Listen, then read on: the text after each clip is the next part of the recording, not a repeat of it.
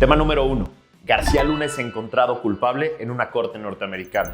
Tema número 2. Morena quiere ideologizar la educación pública en México. Tema número 3. Hasta la Auditoría Superior de la Federación más laxa de la historia confirma el desabasto de medicinas. Eso es lo que vamos a analizar hoy en el episodio número 20 de Factor Kaiser. Yo soy Max Kaiser y estos son los temas que hoy son los más importantes y se relacionan con muchos otros que hemos visto para generar el contexto que nos afecta directamente a ti y a mí. Ayúdame a compartirlos, ayúdame a que todo el mundo se entere. Vamos siendo factor de cambio todos los que vivimos en este país. Acompáñame a ver estos temas. Tema número 1. Genaro García Luna, culpable en una corte norteamericana. Fueron más de 2 largos años desde su captura el 10 de diciembre del 2019. 20 días que duró el juicio en una corte de Brooklyn, Nueva York, en la que Genaro García Luna fue declarado culpable de 5 cargos.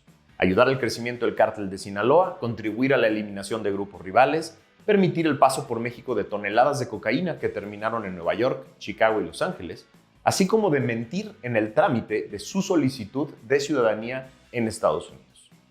Esos fueron los cargos que presentó la Fiscalía norteamericana, que logró armar un caso lo suficientemente convincente para que 12 miembros del jurado, que escucharon a 26 testigos presentados por la parte acusadora, en su mayoría testigos protegidos, sentenciados por temas relacionados con narcotráfico, crimen organizado y lavado de dinero, así como exfuncionarios y funcionarios de ambos países, que se armó un caso que fue convincente para estas 12 personas.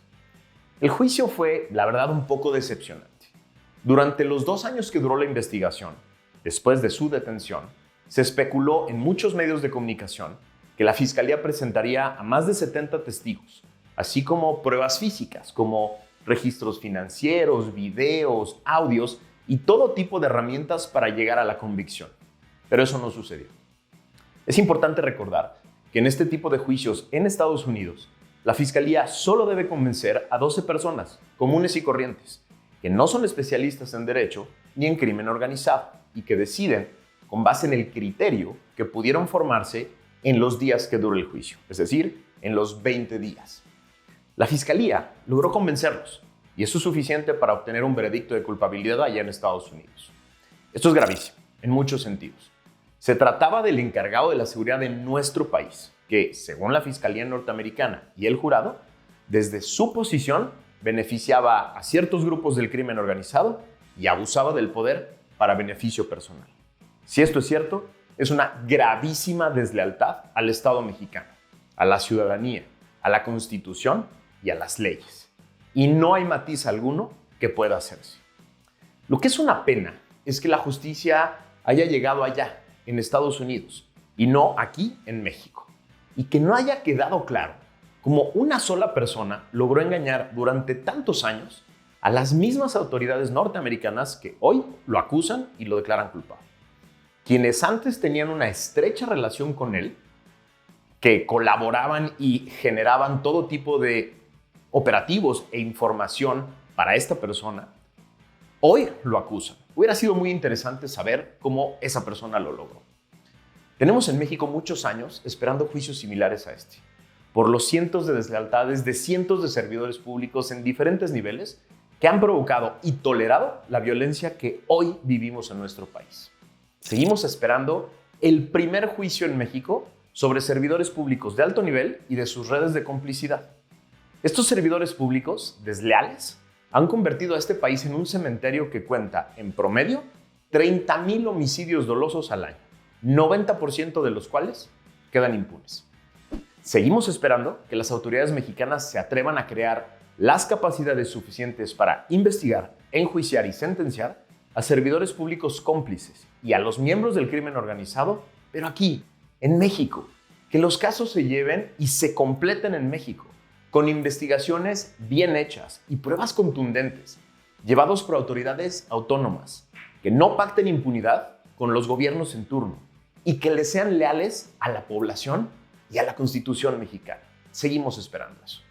Mientras eso pasa aquí en nuestro país, ojalá por lo menos en Estados Unidos se sigan de frente, investigando y llevando a juicio a todo servidor público mexicano que viole la ley y ponga en riesgo a la población de aquí y a la población de allá. Ojalá esto que sucedió en Brooklyn haga sentir terror a los ex servidores públicos y servidores públicos actuales que abusan del poder y utilizan sus cargos para beneficio propio.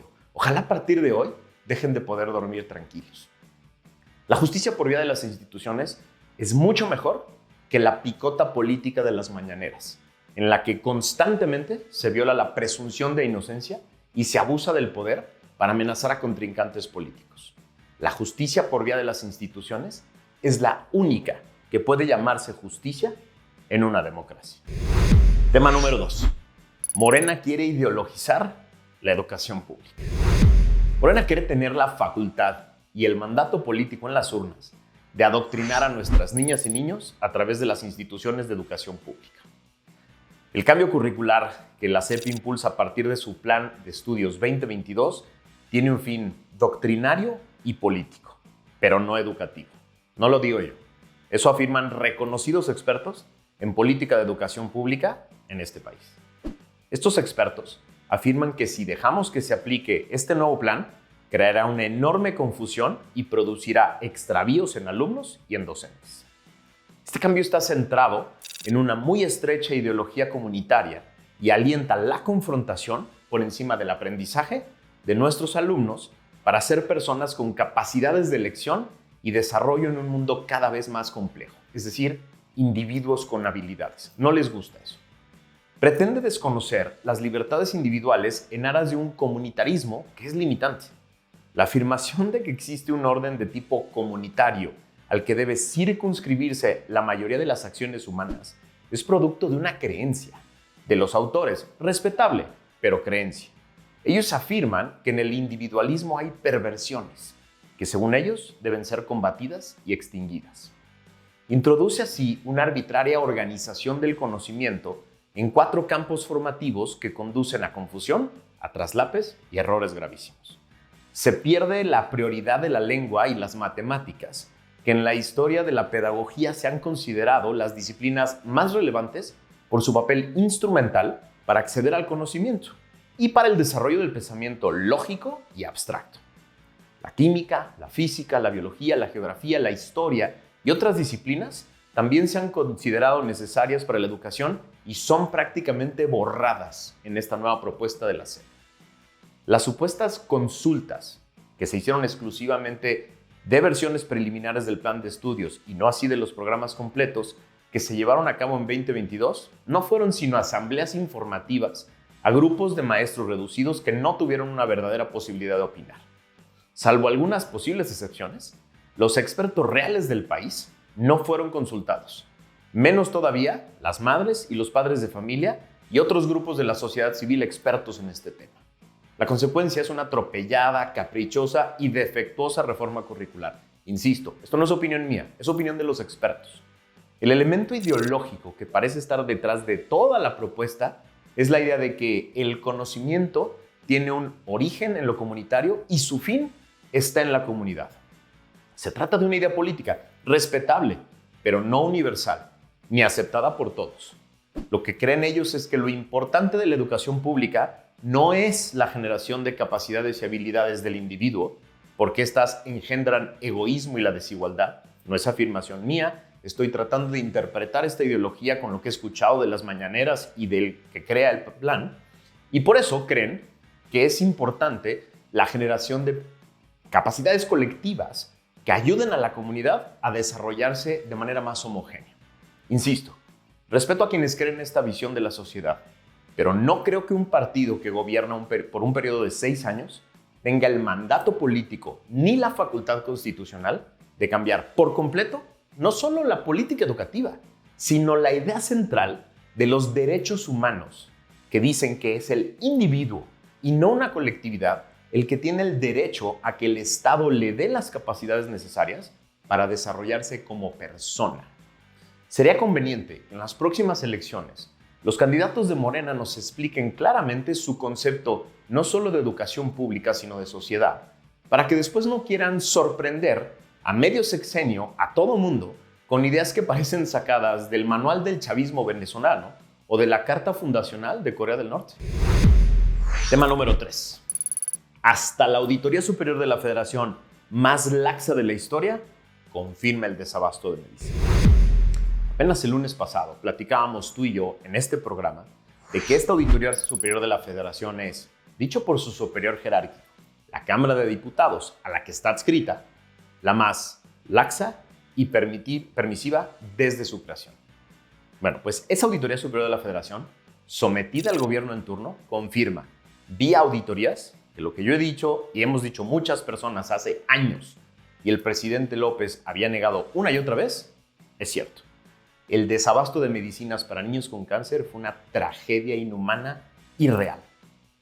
En una nota de hoy de Animal Político se revela que la compra consolidada de medicamentos a través de la ONU, como la propuesta que Andrés López tuvo para supuestamente combatir la corrupción, no funcionó. 31 hospitales de especialidad del país recibieron solo el 5% de los medicamentos que habían solicitado para el tratamiento del cáncer en 2021. El 5%.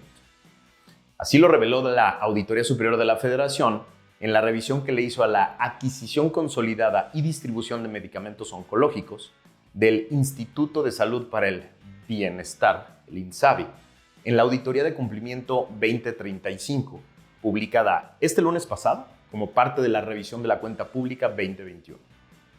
Durante la administración del presidente López, padres de niños con cáncer han denunciado por todos lados el desabasto de medicamentos oncológicos. Pero el mandatario lo había negado permanentemente e incluso había acusado a padres y a organizaciones de opositores. Mientras que el inefable subsecretario Gatell había asegurado en programas de paleros como los del Canal 11 que los niños eran golpistas, que tenían una visión golpista. Sin embargo, la auditoría confirmó ya que el desabasto, después de revisar y contrastar inventarios y contratos, es una realidad. Revisó 31 instituciones, como el IMSS, el ISSSTE, la Sedena, la Marina, hospitales regionales, como el de alta especialidad de Chiapas, el de Iztapaluca o el de Oaxaca, que tanto hemos denunciado, el del Bajío, o el Hospital Infantil de México Federico Gómez, el Instituto Nacional de Cancerología o el Instituto Nacional de Pediatría. Todos esos los revisó y ahí encontró el terrible desabasto del que tanto hemos hablado. Es decir, ahora no solo tenemos a los miles de testimonios de padres y pacientes, los estudios de organizaciones como Impunidad Cero y Cero Desabasto, quienes habían documentado esta tragedia ya de muchas formas. Hoy tenemos además una auditoría formal, oficial, terminada y notificada al gobierno en turno de una autoridad competente que documenta el desabasto de medicinas, por lo menos para el año 2021. Pero por eso nos tenemos que ocupar de exigir 5 cosas concretas. 1.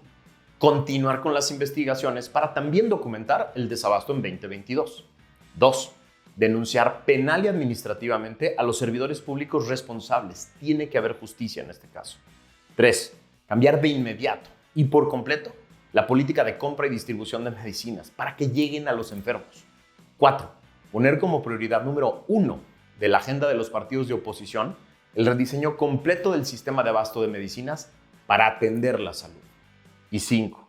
Reconocer que finalmente están probadas, más allá de cualquier duda razonable, las mentiras de López y de Gatell respecto al desabasto de medicinas y exigirles una disculpa pública para los niños y para sus familias.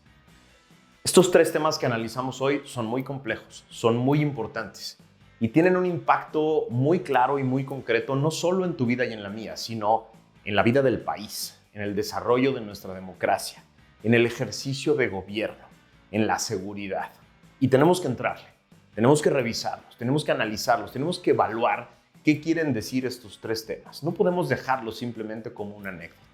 Tenemos que entrarle a estos temas si queremos ser un país diferente. Por eso te pido que me ayudes a compartir esto por todos lados, que le mandes este video a todo mundo. Si me estás escuchando en podcast, que le mandes el link del podcast a todo mundo para que lo escuchen donde sea. La idea es que llegue a muchas personas, que muchas personas se enteren de esto, que muchas personas puedan ir formando su propio criterio de lo que hemos estado viviendo en este país y de lo que vamos a vivir hacia adelante si no ponemos manos a la obra, si no nos ponemos a participar. Suscríbete aquí, éntrale a todas nuestras redes sociales y ayúdanos a compartir para que cada uno de ustedes se convierta en un factor de cambio. Yo soy Max Kaiser. Gracias por haberme acompañado. Nos vemos la que sigue.